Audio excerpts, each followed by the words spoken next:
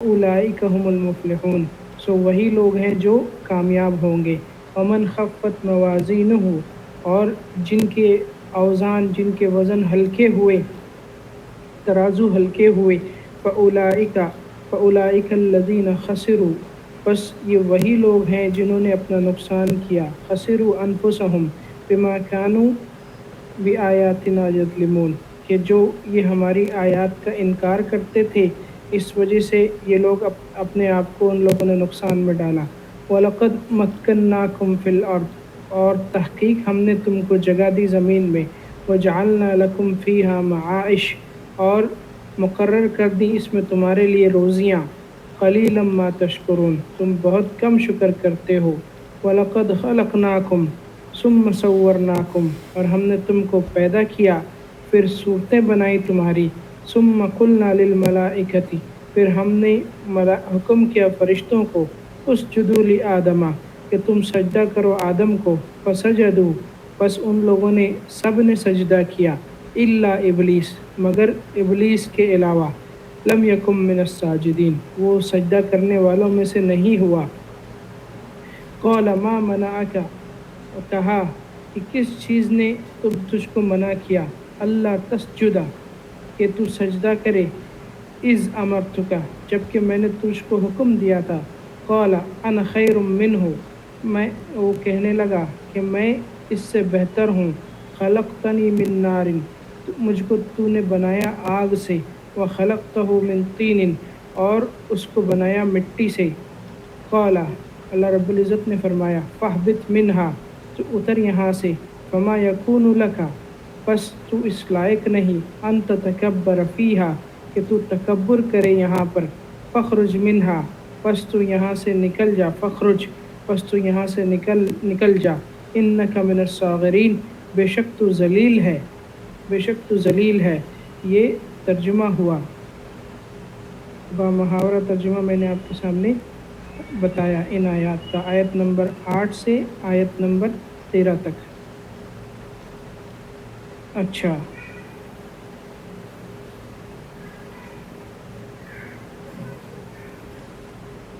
یہ سورہ اعراف کی تعارف میں نے آپ کو بتایا تھا کہ اللہ رب العزت نے ابتدائی آیات میں اللہ کے کلام کا، قرآن پاک کا اتباع کرنے کا حکم دیا، اور جو چیز اللہ تعالیٰ نے تمہاری بہتری کے لیے وحی کے ذریعے نازل کی، صرف اسی کا اتباع کرو، کسی اور چیز کی پیروی نہ کرو، یہ تمہارے لیے نقصان کا باعث ہوگا۔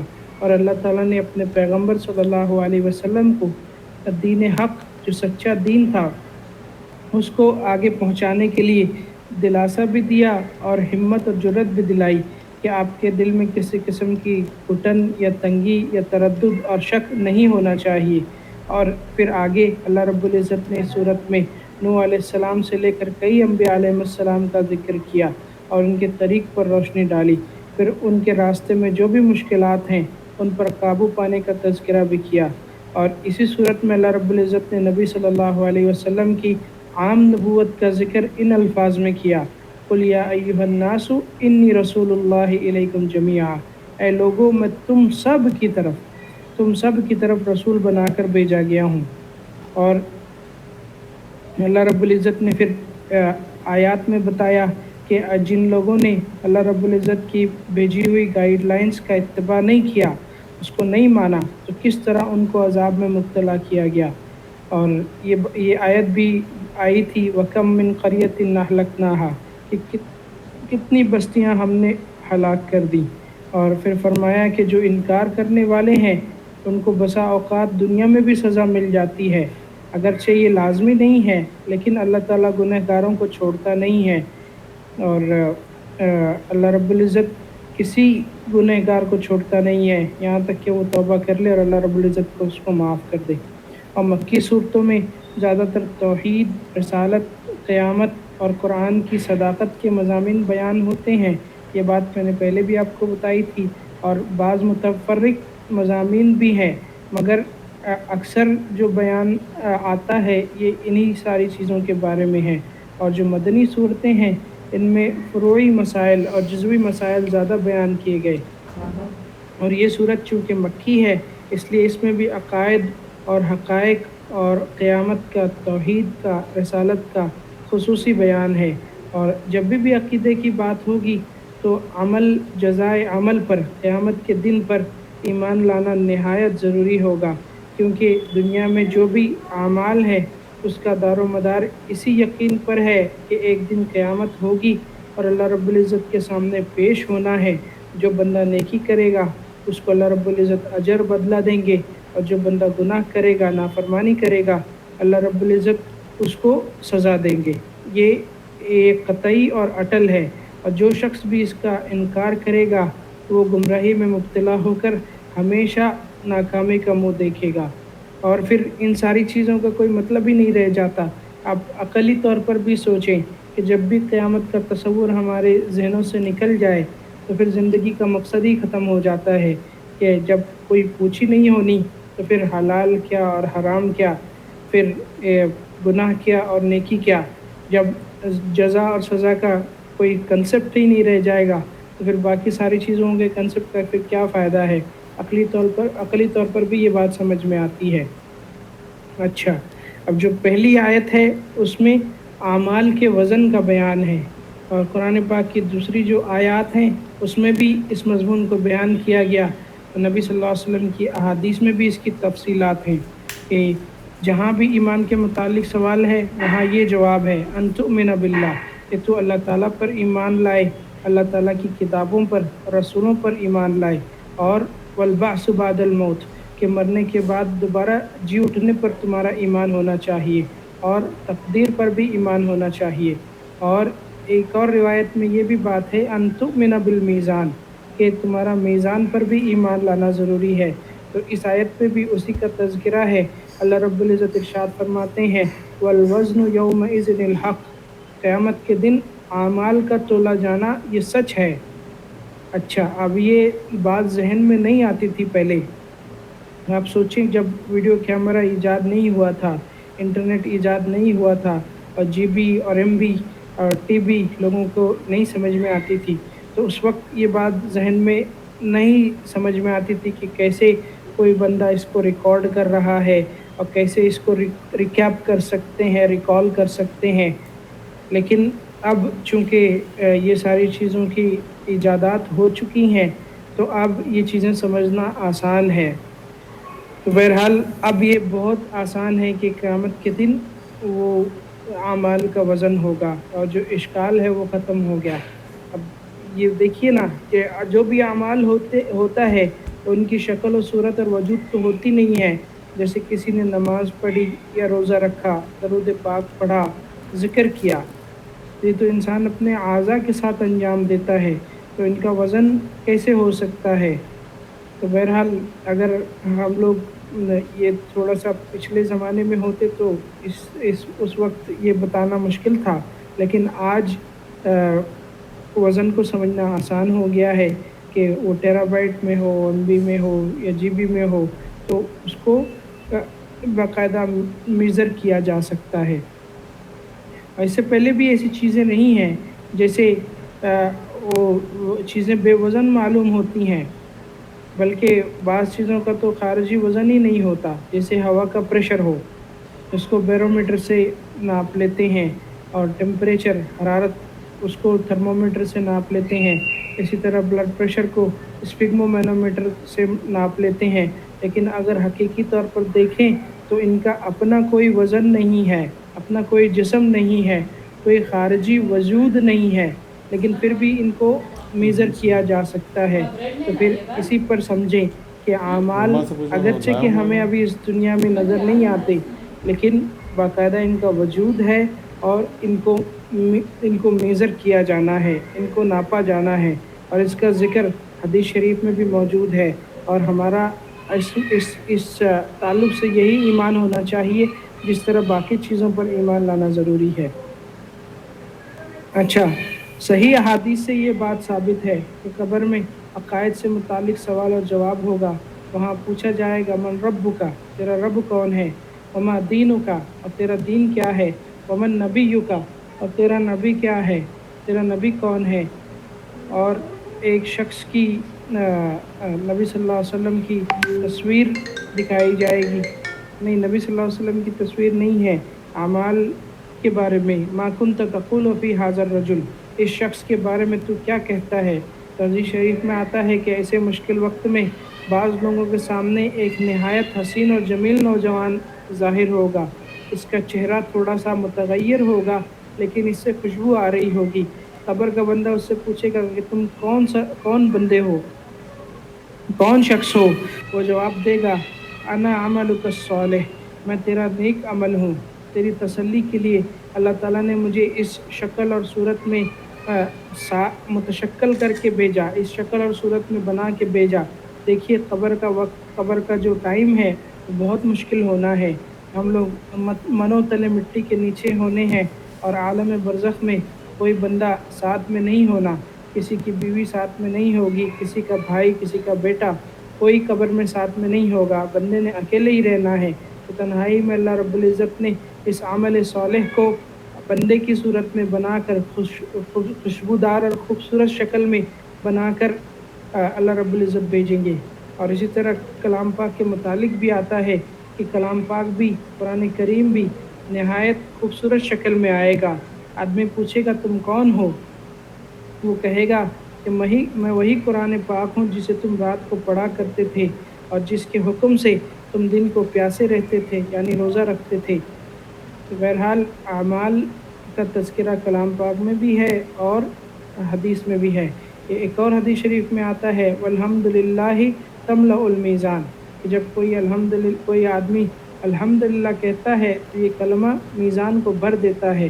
بہرحال یہ چیزیں معنوی جسم بھی رکھتی ہیں اور اللہ رب العزت ان کو باقاعدہ جسم دے کر عالم برزخ میں اور قیامت کے دن اللہ رب العزت اس کو حاضر کریں گے۔ ابھی تو کوئی چیز نظر نہیں آتی، لیکن اللہ تعالیٰ کے علم میں کوئی چیز چھپی ہوئی نہیں ہے۔ واللہ بکل شیء محیط، اللہ تعالیٰ کے علم نے ہر چیز کا احاطہ کیا ہوا ہے۔ وہ عالم الغیب و شہادہ ہے کہ اللہ رب العزت غیب کو بھی جانتے ہیں اور جو حاضر ہے اس کو بھی جانتے ہیں۔ تاہم جو بھی وزن ہوگا وہ انسانی ذہن کے مطابق کیا جائے گا۔ اللہ رب العزت کو تو سب پتہ ہے کس نے کیا اعمال کیے، لیکن حجت نہ باقی رہ جائے، کسی کے اوپر دلیل نہ باقی رہ جائے، کوئی عذر کوئی بندہ نہ پیش کر سکے اور ہر بندے کو اپنے اعمال کی حقیقت معلوم ہو جائے، جو بھی اچھا ہے اور برا ہے۔ تو اللہ رب العزت نے اس وجہ سے قیامت کے دن ان چیزوں کو کھول کھول کر بیان کر دینا ہے۔ اور سورہ انبیاء میں بھی ہے وَنَضَعُ الْمَوَازِينَ الْقِسْطَ لِيَوْمِ الْقِيَامَةِ فَلَا تُظْلَمُ نَفْسٌ شَيْئًا، کہ قیامت کے دن انصاف کے تمام ترازو رکھ دیے جائیں گے اور کسی بھی شخص کے ساتھ زیادتی نہیں کی جائے گی، بلکہ پورا حساب کیا جائے گا۔ بہرحال اعمال کا وزن کیا جانا یہ سچ ہے اور جزا اور سزا کا فیصلہ انہی اعمال کی بنا پر ہوگا۔ اچھا، ایک بات یہاں پر بتاتا چلوں کہ اب اعمال جب تولے جانے ہیں تو کون سی چیزیں ایسی ہیں جن کی وجہ سے اعمال میں بھاری پن اور پاکیزگی آ سکتی ہے؟ تو مفسرین کرام لکھتے ہیں کہ اعمال میں بھاری پن، ثقل اور پاکیزگی ایمان کی وجہ سے پیدا ہوتی ہے۔ دیکھیے مشائخ یہ بات فرماتے ہیں کہ دنیا میں جو بھی وزن ہوتا ہے وہ ثقل کی بنیاد پر ہوتا ہے، گریوٹی کی بنیاد پر ہوتا ہے، لیکن جو آخرت میں وزن ہوگا وہ نور کی بنیاد پر اور اخلاص کی بنیاد پر ہوگا۔ جس بندے کے اعمال میں اخلاص ہوگا اسی قدر اس کا وزن بڑھ جائے گا، اور اس کے برخلاف کوئی بندہ بہت زیادہ عمل کرے لیکن اس کے ساتھ ریاکاری بھی ہو تو اس کا وزن پھر ہلکا ہو جاتا ہے۔ حضرت ابو ہریرہ رضی اللہ تعالیٰ عنہ کی روایت ہے کہ نبی صلی اللہ علیہ وسلم نے فرمایا اخلص فی دینک یکفیک قلیل من العمل، اپنے دین میں اخلاص پیدا کر لو تو تھوڑا سا بھی عمل کرو گے وہ تمہیں کافی ہو جائے گا۔ ترمذی شریف اور بعض دوسری کتابوں میں بھی یہ مشہور حدیث ہے جسے آپ ہمیشہ سنتے رہتے ہیں کہ قیامت والے دن ایک بندہ پیش ہوگا جس کے اعمال میں 99 رجسٹر ہوں گے، 99 رجسٹرز ہوں گے، اور ہر رجسٹر حد نگاہ تک لمبا چوڑا ہوگا، اور یہ تمام کے تمام رجسٹر برائی سے پر ہوں گے، برائی سے فلڈ ہوں گے۔ اللہ رب العزت فرمائیں گے اے بندے یہ تیرے اعمال ہیں، وہ عرض کرے گا کہ ہاں باری تعالیٰ یہ میرے ہی اعمال ہیں، یہ سارے برے اعمال میں نے ہی کیے ہیں۔ پھر اللہ رب العزت ایک چھوٹا سا پرچہ حاضر کرنے کا حکم دیں گے۔ بندہ عرض کرے گا اے مولا کریم میرے ان بڑے سیاہ رجسٹروں کے مقابلے میں اس چھوٹے سے پرچے کی کیا حیثیت ہے؟ اللہ رب العزت فرمائیں گے اپنے میزان کے وقت حاضر ہو، تیرا رب کسی پر زیادتی نہیں کرتا۔ اور حدیث شریف میں آتا ہے کہ اس کاغذ پر پھر کلمہ توحید لا الہ الا اللہ لکھا ہوا ہوگا۔ جب وہ پلڑے میں ڈالا جائے گا تو وہ ان 99 رجسٹر سے بھی وزنی نکلے گا، جس سے وہ بندہ بہت متعجب ہوگا۔ محدثین فرماتے ہیں کہ ایسے شخص کا معاملہ ہے جو ساری عمر کفر اور شرک میں گزار دی، بدعات میں رہا، مگر آخری وقت خلوص دل کے ساتھ کلمہ پڑھ لیا اور اس کے بعد اسے مزید نیکیوں کا موقع ہی نہیں ملا، لہٰذا یہی کلمہ اس کے لیے کافی ہو جائے گا۔ اور یہ غزوہ خیبر کا واقعہ ہے۔ الحمدللہ ہم لوگوں کا ادھر جانا بھی ہوا تھا۔ ایک صحابی تھے، وہ سیاہ تھے اور حبشی غلام تھے یہودیوں کے۔ تو نبی صلی اللہ علیہ وسلم جب خیبر پر اللہ تعالیٰ کے حکم سے حملہ کرنے کے لیے گئے تو یہ بکریاں چرا رہے تھے یہودیوں کی۔ تو اللہ کے رسول صلی اللہ علیہ وسلم سے انہوں نے پوچھا کہ اللہ کے رسول صلی اللہ علیہ وسلم اگر میں ایمان قبول کر لیتا ہوں تو میں جنت میں جاؤں گا اور مجھے وہی عزت ملے گی جو عام مسلمان کو ملتی ہے؟ تو اللہ کے رسول صلی اللہ علیہ وسلم نے فرمایا کہ ہاں تمہارے سارے گناہ معاف ہو جائیں گے اور تم ایک عام مسلمان کی طرح بھائی کی طرح رہ سکتے ہو۔ تو اس بندے نے کلمہ پڑھ لیا، مسلمان ہو گیا۔ اللہ کے رسول صلی اللہ علیہ وسلم نے ان صحابی کو حکم دیا کہ ان کی جو بکریاں ہیں یہودیوں کی یہ ان کو پہنچا کے آؤ۔ تو یہ گئے ادھر اور دور سے بکریاں چھوڑ کر آ گئے۔ اب بعد میں جہاد ہوا اور ان صحابی نے مسلمانوں کی طرف سے جہاد کیا اور شہادت کی اللہ رب العزت کی طرف سے ان کو تحفہ ملا، شہید بھی ہو گئے، لڑتے لڑتے شہید بھی ہو گئے۔ حالانکہ بس ابھی کوئی نماز بھی نہیں پڑھی تھی اور نہ کوئی روزہ رکھا تھا اور نہ کوئی بہت بڑا عمل کیا تھا۔ نبی صلی اللہ علیہ وسلم نے ان کے متعلق فرمایا تھا عامل قلیلا و اجر کثیرا، کہ عمل تو بہت تھوڑا کیا مگر اجر بہت زیادہ مل گیا، یعنی ایمان کی وجہ سے سارے گناہ معاف ہو گئے اور اب شہادت والی موت بھی مل گئی۔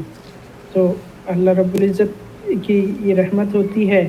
اور کچھ بندے ایسے بھی ہوں گے جن کی ساری زندگی گناہوں میں گزرے گی، لیکن آخر وقت میں وہ کلمہ پڑھ لیں گے اور وہ پھر جنت میں چلے جائیں گے۔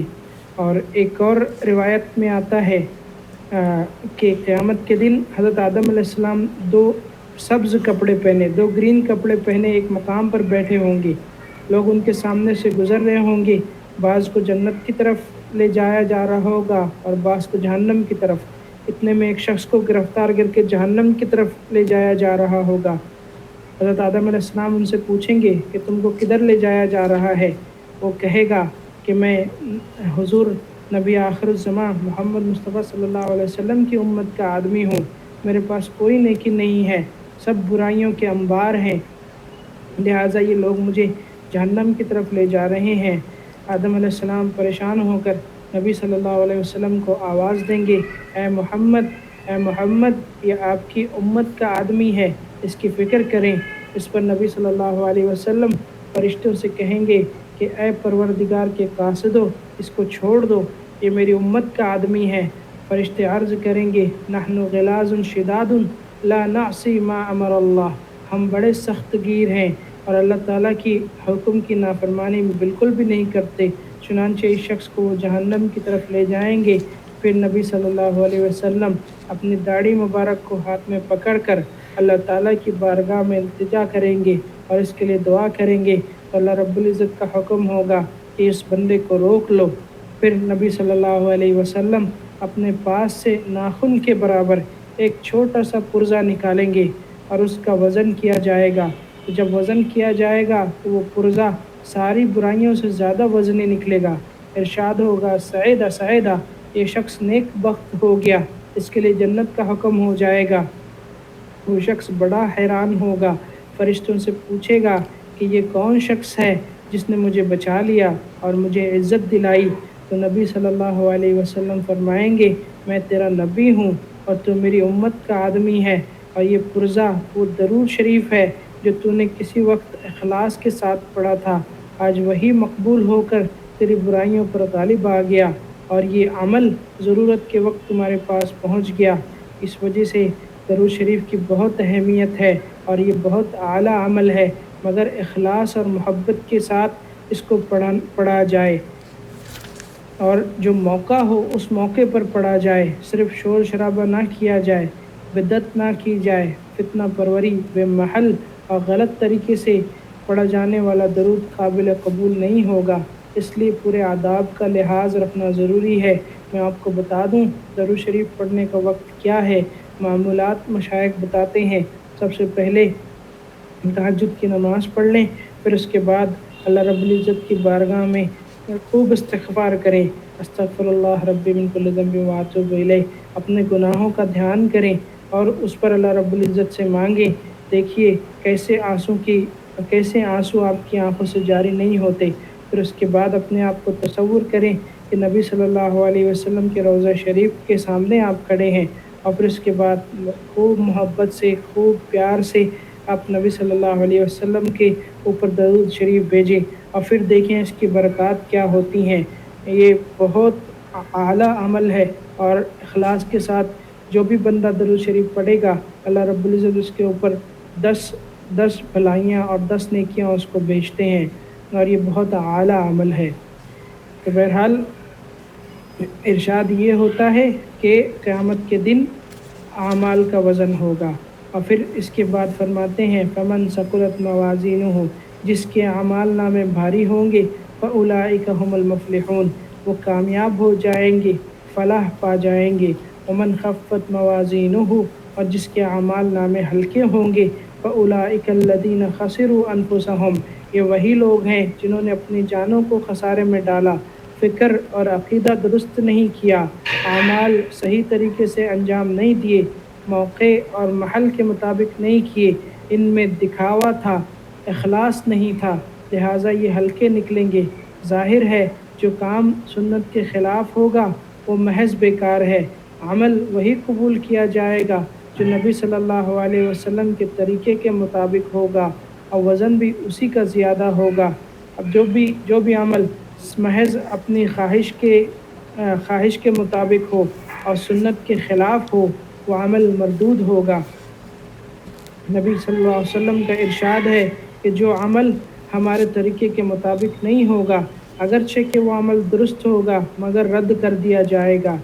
تو فرمایا کہ جن لوگوں کے اعمال نامے ہلکے ہوں گے انہوں نے خود اپنے آپ کو خسارے میں ڈالا ہے، بما کانوا بآیاتنا یظلمون، وہ اس وجہ سے کہ یہ ہماری آیتوں کے ساتھ ظلم کرتے تھے، کسی نے انکار کیا، کسی نے مانتے ہوئے بھی اس کے مطابق عمل نہ کیا، کسی نے غلط مطلب بیان کیا، یہ سب درجہ بدرجہ ظلم کرنے کے مترادف ہوگا۔ اتنے دنیا میں گمراہ فرقے ہیں پیدا ہو چکے ہیں، کوئی پرویزی ہے، کوئی مرزائی ہے، کوئی منکر حدیث ہے، یہ سب اللہ تعالیٰ کی آیات کے ساتھ زیادتی کرنے والے ہیں۔ اللہ رب العزت ہم سب کی حفاظت فرمائے۔ پھر اس کے بعد اللہ رب العزت نے آگے کی آیت میں بطور احسان ایک بات یاد دلائی کہ اے انسان وَلَقَدْ مَكَّنَّاكُمْ فِي الْأَرْضِ، ہم نے تمہیں زمین میں جگہ دی، مکنہ کا معنی قبضہ دے دیا، جما دیا، تمہیں زمین میں تسلط دے دیا، جس طرح چاہو اس کو استعمال کرو۔ چنانچہ کوئی نہر کھودتا ہے، کوئی کان میں سے سونا نکالتا ہے، کوئی عمارت بناتا ہے، اللہ رب العزت نے زمین کو ایسی پوزیشن میں بنا دیا کہ وہ تمہاری خدمت کے لیے ہر وقت تیار رہتی ہے۔ اس میں ہل چلاؤ، اناج پیدا کرو، طرح طرح کی سبزیاں اور پھل حاصل کرو، تم کو زمین پر پورا کنٹرول دے دیا گیا۔ یہی تمکین فی الارض ہے، اور یہ اللہ رب العزت کا بہت بڑا احسان ہے۔ فرمایا دوسری چیز یہ ہے وَجَعَلْنَا لَكُمْ فِيهَا مَعَائِشَ، اور اس میں تمہارے لیے معیشت کے سامان پیدا کر دیے، زمین سے متعلقہ مختلف قسم کے روزی کے وسائل مہیا کر دیے تاکہ تم کماؤ اور کھاؤ پیو، مگر افسوس کا مقام ہے کہ لوگ انہی چیزوں کا غلط استعمال کرتے ہیں۔ زمین پر اقتدار کو غلط استعمال کرتے ہیں اور مال و دولت کو بھی ضائع کرتے ہیں، حالانکہ یہ دونوں چیزیں اللہ رب العزت کا بہت بڑا انعام ہے۔ کسی کو طاقت اور اقتدار مل جائے تو اس کو صحیح طور پر استعمال کرو، اپنے جو ماتحت ہیں ان کی خدمت کرو، نہ کہ ان کو تنگ کرو۔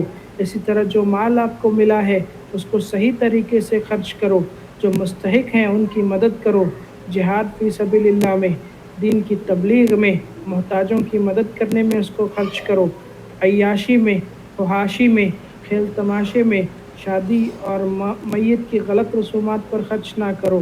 آج دیکھ لیجئے جن کے پاس پیسہ ہے، بہت کم لوگ ہیں جن کا پیسہ صحیح راستے پر خرچ ہو رہا ہے، اکثر کا پیسہ غلط چیزوں پر خرچ ہوتا ہے، وگرنہ اگر صحیح طور پر پیسے کا استعمال ہونے لگے تو بہت ساری بھلائیاں دنیا میں پیدا ہو جائیں۔ اور اس وقت دنیا میں سب سے زیادہ ضرورت کس چیز کی ہے؟ دین کے اقامت کی، دین کو کھڑا کرنے کی۔ دیکھیے دنیا کے اوپر اگر ہم لوگ غور کریں تو اگر دنیا کی تمام آبادی کا 5 حصہ کر دیا جائے تو صرف 1 حصہ مسلمان ہیں، باقی 4 حصے سب کفر پر ہیں۔ اب ان پر اللہ تعالیٰ کی دعوت اور تبلیغ کا کام کرنے والا کوئی نہیں ہے، نہ کوئی مال خرچ کرتا ہے، نہ کوئی محنت کرتا ہے، اور اتنا بڑا کام بغیر محنت کے اور بغیر مال کے کیسے ہو سکتا ہے؟ اگر مسلمانوں کی حکمرانوں کو دیکھا جائے یا جو دولت مند ہیں ان کو دیکھا جائے تو ان کا مال ذاتی عیش و عشرت میں اور غلط رسوموں کے لیے خرچ ہوتا ہے، اور چاہیے تھا کہ وہ اللہ تعالیٰ کے کلمے کے اعلاء کے لیے استعمال ہوتا، بلند کرنے کے لیے استعمال ہوتا، اور جو غیر مسلم اقوام ہیں ان میں دین کی تبلیغ کی جاتی، لیکن یہ ایسا نہیں ہوتا۔ ہمیں چاہیے کہ ہم لوگ اپنی جو طاقت ہے اور جو بھی اللہ تعالیٰ نے ہمیں نوازا ہے وہ اعلاء کلمت اللہ کے لیے اس کو استعمال کریں۔ اور پھر اس کے بعد اللہ رب العزت فرماتے ہیں کہ تمہیں 2 عظیم نعمتیں عطا فرمائی، زمین میں اقتدار بھی دیا، پاور بھی دیا، اور مال و دولت بھی دیا، لیکن قلیلا ما تشکرون، تم بہت کم ہی شکر ادا کرتے ہو۔ اور ان نعمتوں کا شکر کس طرح ادا ہوگا؟ جب ان کو صحیح طریقے سے استعمال کیا جائے گا، اور اس کا بہترین مصرف وہی ہے جو اللہ اور اس کے رسول صلی اللہ علیہ وسلم کی منشا ہے، اور وہ منشا کیا ہے؟ لیظہرہ علی الدین کلہ، کہ دین کی سربلندی اور سرفرازی کے لیے اس کو استعمال کیا جائے، دین اسلام کو تمام دین پر غالب کرنے کے لیے استعمال کیا جائے، تاکہ کوئی دوسرا دین یا کوئی دوسری تھیوری اسلام کے سامنے سر نہ اٹھا سکے۔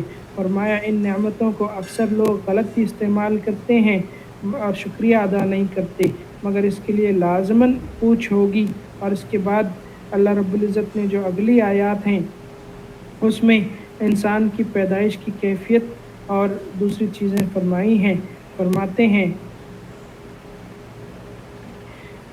کہ اللہ رب العزت نے آدم علیہ السلام کو زمین پر اللہ تعالیٰ کا خلیفہ بنایا، خلیفۃ اللہ بنایا، اور یہ گزشتہ سورہ انعام میں بھی اللہ رب العزت نے خلافت کا ذکر فرما دیا تھا۔ اللہ تعالیٰ نے آدم علیہ السلام کو اپنا نائب مقرر کیا، اور جو کوئی بھی بندہ اسسٹنٹ ہوتا ہے یا نائب ہوتا ہے اس کا فرض یہ ہوتا ہے کہ جو بھی اپنا باس ہے، اپنا حاکم اعلیٰ ہے، اس کی مکمل فرما برداری کرے اور اس کے دیے ہوئے آرڈرز کو، اس کے دیے ہوئے قانون کو نافذ کرے۔ آدم علیہ السلام کی وساطت سے پوری ہیومینٹی اللہ تعالیٰ کی طرف سے منصب خلافت پر فائز ہے، پوری ہیومینٹی اللہ تعالیٰ کی اسسٹنٹ ہے۔ اور گزشتہ صورت میں اللہ تعالیٰ نے یہ بات یاد دلائی، وَهُوَ الَّذِي جَعَلَكُمْ خَلَائِفَ الْأَرْضِ، اللہ تعالیٰ نے تمہیں زمین میں خلیفہ بنایا، اب تمہارا یہ فرض ہے کہ خلافت کے حق کو ٹھیک ٹھیک ادا کرو۔ اللہ تعالیٰ ارشاد فرماتے ہیں وَلَقَدْ خَلَقْنَاكُمْ، البتہ تحقیق ہم نے تمہیں پیدا کیا۔ انسانی نسل کی پیدائش اس طرح کی کہ سب سے پہلے تمہارے جو جد امجد ہیں آدم علیہ السلام، ان کو مٹی سے پیدا فرمایا، خَلَقَهُ مِن تُرَاب، آپ کی پیدائش مٹی سے ہوئی، پھر توالد اور تناسل کے ذریعے نسل انسانی کو پھیلایا۔ اللہ تعالیٰ نے مٹی سے آدم علیہ السلام کا ڈھانچہ بنایا، پھر اس میں روح ڈالی، اور اس طرح نسل انسانی کی ابتدا فرمائی۔ ثم صورناکم، پھر یعنی پیدا کرنے کے بعد ہم نے تمہیں صورت بخشی۔ اب یہاں پر جو لوگ نحو اور صرف پڑھتے ہیں ان کو ایک اشکال پیدا ہوتا ہے کہ انسانی شکل و صورت پیدائش کے بعد بنتی ہے؟ نہیں، بلکہ انسان اپنی شکل و صورت کے ساتھ ہی پیدا ہوتا ہے۔ اور تو یہاں پر مفسرین کرام فرماتے ہیں کہ بعض اوقات ثم تاخیر کرنے کے لیے نہیں بلکہ عطف کے لیے آتا ہے، تو یہاں پر جوڑنا ہی مراد ہے۔ جیسے کہ احمد آ رہا ہے اور وہ کھانا کھائے گا، تو یہ دونوں جملوں کو جوڑنے کے لیے اور کا لفظ عطف کا لایا، تو اسی طرح ثم کا لفظ بھی عطف کے لیے لایا ہے، اور یہاں پر عطف ہی مراد ہے کہ مطلب یہ ہے کہ ہم نے تمہیں پیدا کیا اور صورت بخشی۔ اور بعض مفسرین کرام پیدائش سے مراد حضرت آدم علیہ السلام کی پیدائش لیتے ہیں، اور ثم کے بعد تمام انسانی نسل کو مراد دیتے ہیں، اور ان کی شکل و صورتیں جو عطا کی وہ مراد لیتے ہیں۔ اور پھر حقیقت یہ ہے کہ انسان کی شکل و صورت تو یوٹرس میں ہی بن جاتی ہے، جو بچہ دانی ہے اسی میں بن جاتی ہے۔ اللہ تعالیٰ کا ارشاد ہے هو الذی یصورکم فی الارحام کیف یشاء، وہی اللہ تعالیٰ ہے جو رحموں میں تمہاری صورت بناتا ہے جیسی چاہتا ہے۔ اللہ تعالیٰ رحم مادر میں، بچے دانی میں قطرہ آب پر تصویر کشی کرتا ہے۔ اور بعض مفسرین یہاں پر فرماتے ہیں کہ خلق کا تعلق آدم علیہ السلام کے ساتھ ہے اور تصویر کا تعلق باقی تمام انسانوں کے ساتھ۔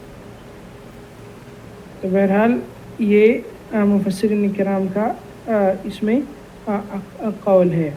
اب آگے کی آیت دیکھیے، جب اللہ تعالیٰ نے انسان کو پیدا فرما لیا اور اسے شکل اور صورت دے دی اور اس کو ساری مخلوق پر عظمت عطا کر دی، اور جب انسانی عظمت عطا کی تو اس کو ظاہر بھی کیا اور اپنے مقربین فرشتوں کو حکم دیا، ثم قلنا للملائکۃ اسجدوا لآدم، پھر ہم نے فرشتوں سے کہا کہ آدم علیہ السلام کی طرف سجدہ کرو۔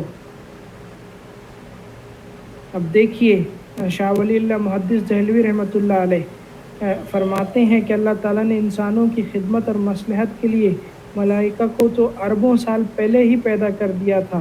گویا انسانوں کو جو پیدا کیا اس سے پہلے انسانوں کے لیے کائنات اللہ رب العزت نے بنا دی، اور انسانوں کو پیدا کرنے کے لیے ہی کائنات بنائی، اور باقی چیزیں انسانوں کی خدمت کے لیے پیدا فرمائیں، اور انسان کی بلندی کو ظاہر کرنے کے لیے فرشتوں کو سجدہ کرنے کا حکم دیا۔ اچھا، یہ ایک بات یہاں پر یہ بھی سمجھ لیجئے کہ ہر شریعت میں جو بھی صحیح شریعت ہے اللہ رب العزت کی طرف سے آئی ہے، اس میں سجدہ صرف اللہ تعالیٰ کے لیے ہے، اور اس کے علاوہ کسی کے سامنے سجدے کا حکم نہیں دیا۔ اللہ تعالیٰ نے جس سجدے کا حکم فرشتوں کو دیا وہ تعظیمی سجدہ تھا، جو پہلی کچھ شریعتوں میں جائز تھا، لیکن ہماری شریعت میں اب تعظیمی سجدہ بھی جائز نہیں ہے۔ البتہ تعظیم ہو سکتی ہے جیسے ملاقات کے وقت ہوتی ہے، مگر انتہائی تعظیم عبادت کا دوسرا نام ہے جو صرف اللہ رب العزت کے لیے خاص ہے۔ بہرحال یہ سجدہ آدم علیہ السلام کی عظمت کو ظاہر کرنے کے لیے کرایا گیا، اور بعض فرماتے ہیں کہ جس سجدے کا ذکر ہو رہا ہے یہ سجدہ تو اللہ تعالیٰ کے لیے ہی تھا، البتہ اس کے لیے حضرت آدم علیہ السلام قبلہ کی طرح تھے۔ جس طرح اب مسلمان قبلہ یعنی بیت اللہ کی طرف رخ کر کے نماز ادا کرتے ہیں، اسی طرح فرشتوں نے آدم علیہ السلام کی طرف رخ کر کے اللہ تعالیٰ کو سجدہ کیا تھا، اور یہ فرشتوں کا سجدہ اللہ رب العزت کی تجلی کی طرف تھا جو آدم علیہ السلام کے قلب مبارک پر پڑی تھی۔ تو بہرحال اگر اس کو آدم علیہ السلام کی ذات پر محمول کیا جائے تو یہ تعظیمی سجدہ تھا، نہ کہ سجدہ عبادت۔ اور بہرحال اللہ رب العزت آگے فرماتے ہیں فَسَجَدُوا إِلَّا إِبْلِيسَ، سب نے سجدہ کر دیا ابلیس کے علاوہ۔ اور سورہ حجر میں بھی آتا ہے فَسَجَدَ الْمَلَائِكَةُ كُلُّهُمْ أَجْمَعُونَ، تمام فرشتوں نے سجدہ کر دیا۔ تو اب یہاں پر بھی مفسرین کے اقوال ہے۔ شاہ ولی اللہ محدث دہلوی رحمۃ اللہ علیہ فرماتے ہیں کہ یہاں تمام فرشتوں سے مراد جو ملائے اعلیٰ کے علاوہ باقی تمام فرشتے ہیں وہ فرشتے ہیں، اگرچہ ملائے اعلیٰ کے فرشتے سجدہ کرنے کے حق میں تھے، مگر کیونکہ وہ لوگ عرش اٹھائے ہوئے تھے اس لیے خود سجدہ نہیں کیا۔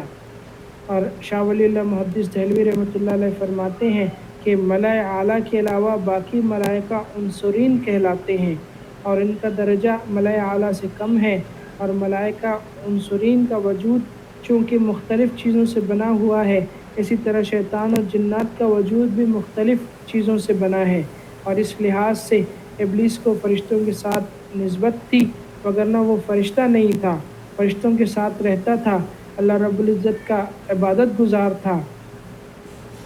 7 لاکھ برس اس نے اللہ رب العزت کی عبادت کی، مگر جب امتحان کا وقت آیا تو ناکام ہو گیا۔ تو بہرحال یہ نسبت ہے کہ جب اللہ رب العزت نے فرشتوں کو سجدہ کرنے کا حکم دیا تو وہ حکم شیطان کو بھی تھا۔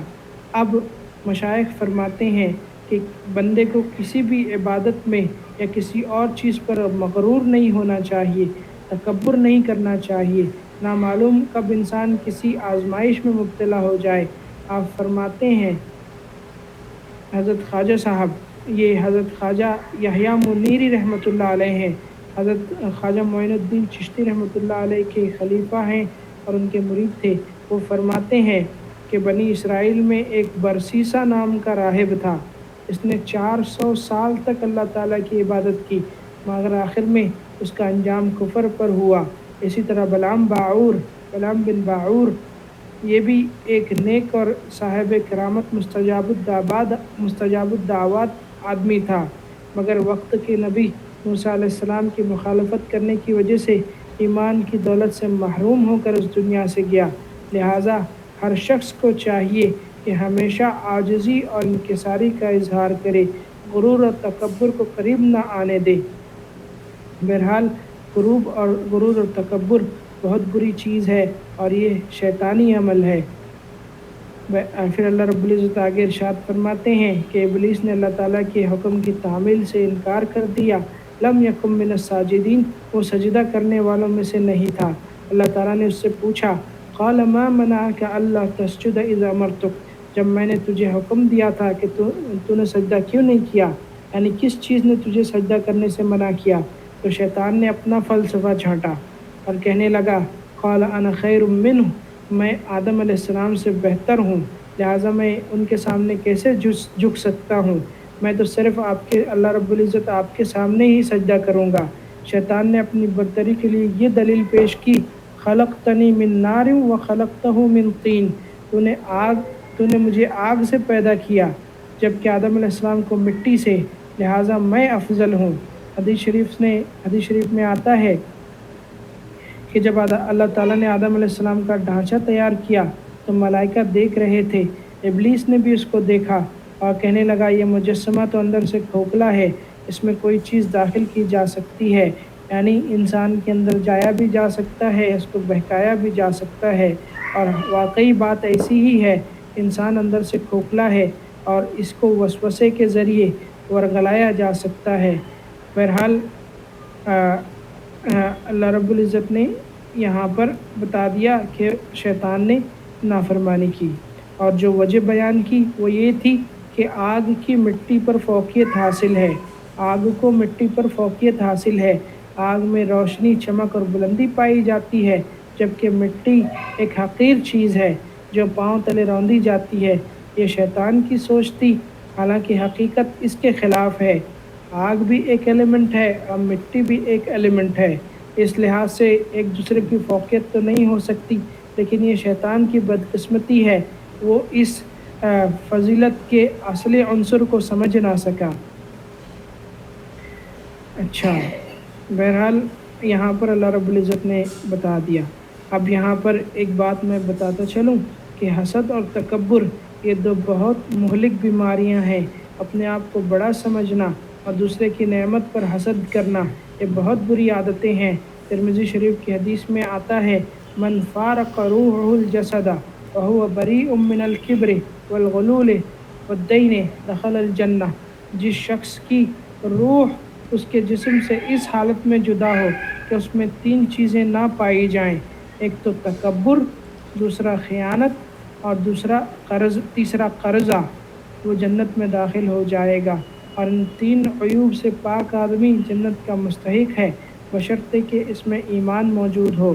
नबी सल्लल्लाहु अलैहि वसल्लम का ये भी इरशाद है, ला यफ़खर बादुकुम अला बाद वला यबगी बादुकुम अला बाद, तुम में से बाज़ पर फ़ख्र ना करे और ना एक दूसरे के ख़िलाफ़ बगावत करे, हमेशा आपस में तवाज़ु से पेश आना चाहिए। इसके साथ साथ एक दूसरे के साथ आजिज़ी की तालीम भी दी गई। अख़बतू इला रब्बिहिम, अपने रब के सामने आजिज़ी करो, बुलंदी नसीब होगी। तकब्बुर सिर्फ़ अल्लाह ताला को जचता है, लिहाजा व रब्बक फ़कब्बिर, अपने रब की किब्रियाई बयान करने का हुक्म है। और हदीस कुदसी में आता है, अल्लाह ताला का इरशाद है, अल-किब्रु रिदाई वल अज़मतु अज़ारी, यानी बड़ाई मेरी चादर है और अज़मत मेरा तहबंद है। जो इन चीज़ों को अपने ऊपर पहनना चाहेगा, फिट करना चाहेगा, मैं उसे ज़लील कर दूंगा। लिहाजा अज़मत और किब्रियाई, बुलंदी और तकब्बुर, ये सिर्फ़ अल्लाह ताला को जचता है, इसके अलावा कोई उसका हक़दार नहीं। इब्लीस ने भी तकब्बुर किया, अपने आप को बड़ा और अफजल समझा, आदम अलैहिस्सलाम को हक़ीर जाना, लिहाजा उसका अल्लाह ताला के दरबार से निकाला हुआ। जब इब्लीस ने अल्लाह ताला की नाफरमानी की और तकब्बुर किया तो अल्लाह ताला ने फरमाया, क़ाल फ़हबित मिन्हा, जन्नत से निकल जाओ, वमा यकूनु लका अन ततकब्बर फ़ीहा, तेरे लायक नहीं था कि तू यहाँ गुरूर और तकब्बुर का मुज़ाहिरा करता, तुझे तो आजिज़ी का इजहार करना चाहिए था, हुक्म की तामील करनी चाहिए थी। फ़खरुज, निकल जाओ यहाँ से, इन्नका मिनस्सागिरीन, तुम जलीलों में से हो। गुरूर की वजह से शैतान पर ज़िल्लत का ठप्पा लग गया। जो कोई भी गुरूर करेगा वो जलील और ख़ार होगा। और इसके बरखिलाफ़ मन तवादा लिल्लाहि रफ़अहुल्लाहु, जो अल्लाह ताला के लिए आजिज़ी करेगा अल्लाह ताला उसको बुलंद कर देगा। और अब ये जो मुकालमा है ये आगे की आयत में भी चल रहा है। आज के दिन हम लोग यहीं पर रुकेंगे। तो खुलासा ये है कि अल्लाह रब्बुल इज़्ज़त ने इंसानों की रहनुमाई के लिए कुरान करीम की सूरत में गाइडलाइंस भेजी हैं, और अल्लाह रब्बुल इज़्ज़त के बताए हुए हुक्मों पर जो कोई भी चलेगा, नेक अमाल करेगा या बुरे अमाल करेगा, तो अल्लाह रब्बुल इज़्ज़त ने क़यामत के दिन उसका वज़न भी करना है और उसके मुताबिक उसको जज़ा और सज़ा भी मिलेगी। और हम लोगों को चाहिए कि अब बड़ाई और तकब्बुर से अपने आप को बचाएं और अमाल को इखलास के साथ करने की कोशिश करें। इखलास के साथ किया हुआ छोटा अमल भी बहुत ज़्यादा वज़नी होगा। और इसके बरखिलाफ़ अगर इखलास के साथ कोई अमल नहीं हुआ बल्कि रियाकारी के साथ हुआ और उसमें चाहे वो अमल बहुत बड़ा हो लेकिन उसका कोई वज़न क़यामत के दिन नहीं होगा। अल्लाह रब्बुल इज़्ज़त हम सब की रियाकारी से हिफाजत फरमाए, हम सब की हिफाजत फरमाए गुरूर और तकब्बुर से। व आखिर दावाना अनिल हम्दुलिल्लाहि रब्बिल आलमीन। दुआ कर लीजिए